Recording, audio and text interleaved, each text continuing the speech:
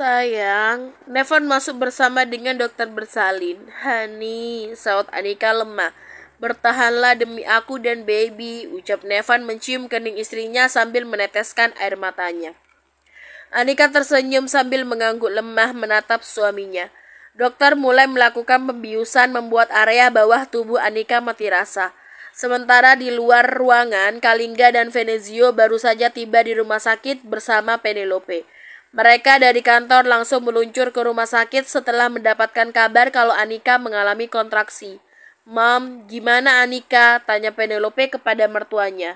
"Dokter sedang melakukan operasi sesar," jawab Mami Kimi.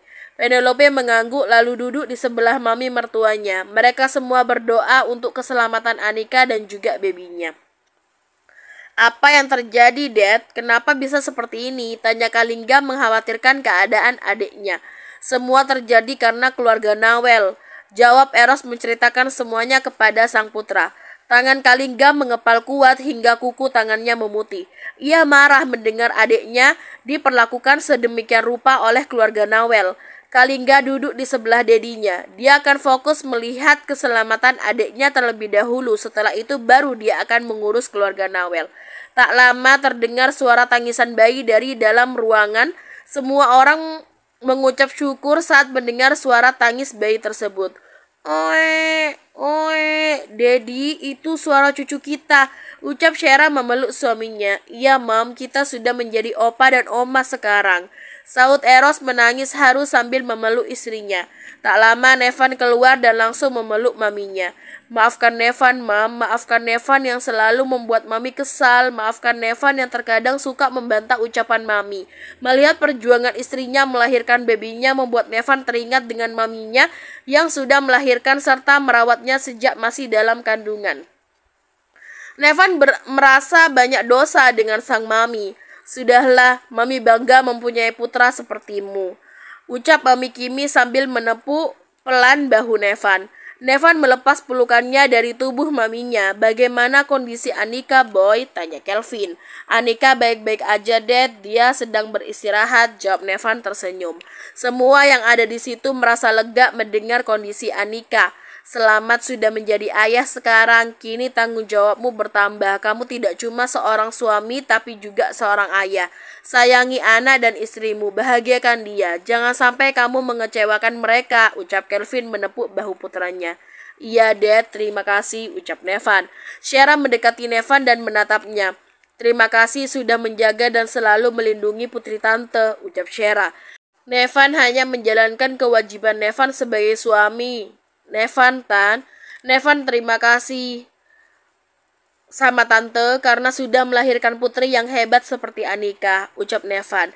Kelvin dan yang lainnya bingung mendengar obrolan Nevan dan Shera. Mereka tidak mengerti dengan maksud mereka berdua. Selama ini Nevan belum menceritakan kalau keluarga Diaskara adalah keluarga kandung Anika. Mereka tahu kalau Anika bukan putri kandung Matteo, tapi mereka tidak tahu kalau Anika putri keluarga Diaskara yang hilang. "Sebentar, maksud kamu apa, Van?" Dedi nggak ngerti, sela Kelvin. "Anika anak kandung Nyonya Shera dan Tuan Eros, Dad. Anika dinyatakan hilang setelah beberapa hari dilahirkan," jawab Nevan. "Ya Tuhan, pantas aja Anika mirip dengan Tuan Eros daripada Matteo Nawel," ucap Kelvin sambil menepuk bahu Eros. Perawat keluar dari ruangan lalu memanggil Nevan. "Silakan Tuan Nevan, bebinya sudah bisa diazani," ucap perawat. "Baik sus," saut Nevan. Dia masuk ke dalam ruangan dan suster langsung memberikan bayi berjenis kelamin laki-laki itu kepada Nevan. Nevan mengazani putranya sambil meneteskan air mata. Ia tidak menyangka sekarang dia sudah menjadi seorang ayah. Usai diazani, perawat kembali membawa bayi tersebut. Nevan melihat perawat mendorong berangkar istrinya dan memindahkannya ke ruang perawatan. Nevan bisa melihat wajah pucat istrinya yang masih terlelap. Setelah dipindahkan ke ruang perawatan, mereka semua masuk ke dalam ruangan Anika. Perawat masuk mendorong baby box ke dalam ruangan Anika. Semua gemas melihat bayi mungil yang ada di dalam box tersebut. "Kau sudah menyiapkan nama belum, Van?" tanya Venezio. "Darendra Arestama Alexandra. Nama yang bagus," ucap Kelvin dan juga Eros. Sedangkan di rumah Matteo sedang terjadi pertengkaran besar. Matteo marah saat tahu Akira yang menjebak Anika. Papa tidak menyangka sama kamu, Akira. Kenapa kamu tega menjebak Anika, ha? Kenapa kamu tidak bilang dari awal kalau kamu menyukai Arwan? Dengan begitu Anika tidak akan menjadi korban. Karena kebodohan kamu itu membuat keluarga kita hancur. Dan bahkan saat ini perusahaan kita terancam hancur. Lanjut Matteo membentak Akira. Lalu Akira harus bagaimana, Pak? Papa melarang Akira untuk bercerai dari Arwan. Apa Papa meminta Akira untuk pasrah melihat Kak Arwan bermain wanita di depan mata Akira sendiri, ha? Sentak Akira. Itu salahmu sendiri. Kalau dari awal Arwan menikah dengan Anika, tidak akan ada kejadian seperti ini, saut Matteo. Dan kamu, Ma, aku sudah bilang jangan mengusik Anika. Tapi kalian nekat mendatangi Anika dan meminta Anika untuk menceraikan Nevan. Apa kalian bodoh? Harusnya dengan melihat kedekatan mereka, kamu bisa menebak kalau Nevan begitu menyayangi istrinya, ucap Matteo dengan marah. Agni berdiri dari tempat duduknya dan menatap tajam ke arah Matteo. Kamu menyalahkanku, lantas bagaimana dengan kesalahanmu, Pak? Bahkan tindakanmu jauh lebih gila. Kamu mengambil anak mantan kekasihmu, lalu aku yang disuruh mengasuhnya. Apa kamu pikir aku tidak mempunyai hati, ha? Ucap Agni dengan nada tingginya. Kalau aku tidak mengambil bayi itu, dari dulu kamu sudah masuk rumah sakit jiwa karena kehilangan anakmu itu, saut Matteo. Flashback on. Bagaimana kondisi putri saya, Dok? Tanya Matteo. Maaf Tuan, bayi Anda tidak bisa diselamatkan. Kelahiran prematur membuat bayi Anda mengalami gagal jantung, jawab dokter. Bayi saya meninggal, Dok, tanya Matteo dengan mata berkaca-kaca. Dokter menganggukkan kepalanya. Lalu bagaimana dengan kondisi istri saya, Dok? Tanya Matteo. Anda bisa melihatnya, Tuan. Nyonya Agni terus berteriak histeris setelah mengetahui bayinya meninggal, ucap dokter. Matteo mengangguk lantas masuk ke dalam ruangan Agni. Terlihat perawat sedang memegangi Agni yang terus memberontak. Bagaimana ini, Dok? Tanya Matteo. Saya akan memberikan suntikan penenang untuknya, jawab dokter. Dokter memberikan suntikan penenang kepada Agni dan tak lama Agni mulai tenang dan memejamkan matanya. Apa istri saya bisa sembuh, Dok? Tanya Matteo. Kemungkinan istri Anda akan sembuh setelah memiliki anak lagi, Tuan. Untuk lebih jelasnya, Anda bisa membawanya ke psikiater, Tuan, ucap dokter tersebut. Matteo mengangguk mengerti. Dia menyusuri lorong rumah sakit. Tak sengaja dia melihat Shera yang sedang didorong di brankar seperti mau melahirkan. Shera, gumam Matteo. Matteo dari kejauhan mengikuti Shera yang sudah masuk ke dalam ruang bersalin. Tak lama Matteo melihat perawat keluar dari ruangan tersebut dan dia pun menghampirinya. Maaf sus, perempuan tadi apa mau melahirkan? Tanya Matteo. Iya Tuan, jawab suster, dibalas anggukan oleh Matteo. Matteo terus memantau ruang bersalin Shera. Selang beberapa jam perawat keluar sambil membawa seorang bayi yang kemungkinan bayi Shera. Dia terus mengikuti perawat tersebut hingga ke ruang bayi. Perawat keluar, Matteo masuk mendekati bayi tersebut. Dia melihat bayi berjenis kelamin perempuan, di tangannya ada sebuah gelang yang bertuliskan Nyonya Shera. Cantik sekali seperti kamu, Shera, gumam Matteo menatap bayi itu.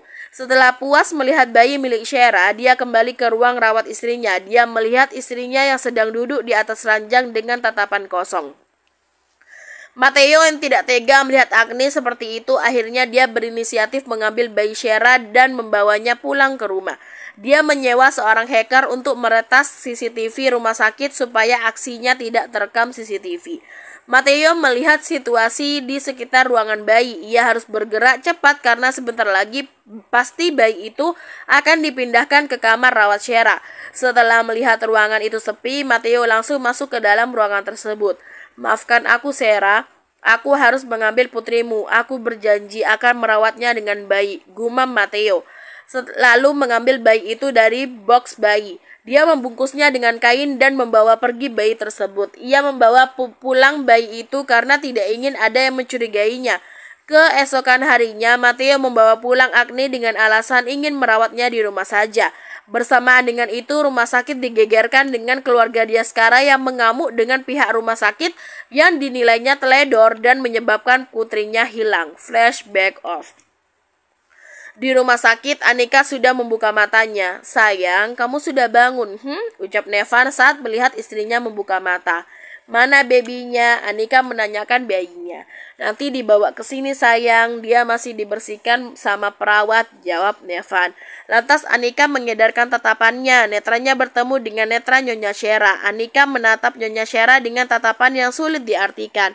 Nyonya Shera pun membalas tatapan Anika. Cukup lama mereka berdua saling tatap dan Anika menarik tatapannya lebih dulu. Kenapa? Tanya Nevan sambil merapikan rambut Anika yang berantakan. Anika hanya menggelengkan kepalanya. Bukankah kamu ingin mengetahui orang tua kandungmu? Ucap Nevan. Apakah benar? Tanya Anika yang memastikan pendengarannya saat terjadi keributan di rumah mertuanya. Nevan mengangguk sambil tersenyum. Bagaimana bisa? Tanya Anika tidak percaya. Nevan akhirnya menceritakan dari awal kecurigaan keluarga Diaskara terhadap Anika dan sampai akhirnya mereka melakukan tes DNA. Mata Anika langsung berkaca-kaca menatap Nyonya Shera. Nevan menyingkir dari ranjang istrinya dan membiarkan Nyonya Shera menghampiri sang istri. Nyonya Shera memeluk Anika. Shera menumpahkan semua kerinduannya kepada sang putri. Putri Mami, lirih Shera. Ia memeluk erat Anika dan menangis terseduh. Akhirnya kesabarannya selama ini berbuah manis. Dia bisa bertemu kembali dengan putrinya. Eros dan Kalingga menghampiri mereka dan ikut memeluknya. Keluarga Alexander menangis haru melihat pertemuan antara anak dan orang tua kandungnya itu. Nevan tersenyum bahagia melihat istrinya bisa bertemu dengan keluarga kandungnya. Ia berharap istrinya akan selalu bahagia. Setelah cukup lama mereka berpelukan, mereka melerai pelukannya. Tante, lirih Anika. Panggil Mami sayang, ucap Nyonya Shera. Mami, ucap Anika dengan gagap. Ia masih canggung dengan keluarga Diaskara. Dan sekarang kamu bisa memanggilku Dedi, ucap Eros tersenyum. Dedi, ucap Anika. Iya, dan ini kakakmu, Kalingga, ucap Eros memperkenalkan Kalingga. Kalingga tersenyum usil sambil melambaikan tangannya. Anika membuang wajahnya ke samping tidak mau menatap Kalingga. Semua yang ada di situ terkekeh melihat kelakuan keduanya. Hai, aku ini kakakmu, seru Kalingga tidak terima diabaikan adiknya. Anika tak bergeming. Dia masih memalingkan wajahnya membuat Kalingga gemas. Awas aja kamu, anakmu nanti kakak karungin. Ancam Kalingga membuat Anika menoleh dan memelototkan matanya menatap Kalingga. Enak aja, anak itu manusia, bukan botol bekas yang bisa dimasukin ke dalam karung, ucap Anika dengan galak. Yang bilang botol bekas itu siapa? Memangnya manusia tidak bisa apa dimasukkan ke dalam karung? Saut Kalingga semakin membuat Anika jengkel. Mami, boleh tidak kakak Anika ditukar aja sama aqua galon? Ngeselin banget wajahnya. Rengek Anika manja sambil memeluk tangan Shera. Lama-lama ngeselin juga kamu ya, tampang-tampan kayak gini mau ditukar sama aqua galon. Kesal Kalingga. Percuma tampan tapi belum laku, ucap Anika. Untung adik sendiri, kalau bukan sudah aku lempar kamu keluar dari sini, ketus Kalingga. Anika menjulurkan lidahnya dan menduselkan wajahnya di lengan Shera. Shera terkekeh melihat putrinya yang tanpa sadar manja kepadanya. Dulu saat tinggal bersama keluarga Nawel tak pernah sekalipun Anika bermanja-manjaan dengan Agni. Mereka selalu bilang anak pertama tidak boleh manja dan sejak saat itu Anika tidak lagi manja dengan Agni ataupun Matteo. Tak lama perawat masuk sambil membawa bayi mungil dan memberikannya kepada Anika. Silakan disusui nyonya, ucap perawat kepada Anika. Anika menoleh ke samping. Dia ragu saat melihat mertua, kakak iparnya dan juga orang tuanya masih ada di ruangan itu. Nevan pun mengerti langsung menyuruh semua laki-laki keluar dari kamar rawat istrinya. Dia merasa pria, keluarlah dulu, istriku mau menyusui, ucap Nevan. Akhirnya mereka semua keluar dari ruangan Anika terkecuali Shera, Kimi, dan Nevan. Perawat membantu Anika untuk melakukan skin to skin. Dia merebahkan bayi mungil itu di atas dada Anika dan membiarkan bayi mungil itu mencari sumber makanannya sendiri. Desis Anika. Dia merasa sakit saat putranya mengisap dadanya. Karena ini pertama kalinya Anika menyusui. Kenapa sayang? Tanya Nevan. Sakit Hani, jawab Anika meringis. Aku harus apa Hani? Tanya Nevan yang tidak tega melihat istrinya kesakitan. Anika menggelengkan kepalanya tidak tahu. Boy, jangan kencang-kencang. Kasihan maminya sakit. Pelan aja, karena tidak akan ada yang merebutnya darimu, ucap Nevan sambil mengusap kepala putranya. Tidak perlu khawatir, Van, itu adalah hal yang biasa dialami oleh seorang ibu yang pertama kali menyusui. Nanti kalau sudah terbiasa juga tidak akan sakit lagi, ucap Mami Kimi menenangkan kekhawatiran putranya. Nevan menghela nafas panjang, ternyata tidak hanya melahirkan, saat menyusui pun istrinya masih merasakan sakit. Ia berjanji kepada dirinya sendiri tidak akan menyakiti istrinya. Perjuangan istrinya begitu besar untuk putranya. Bersambung.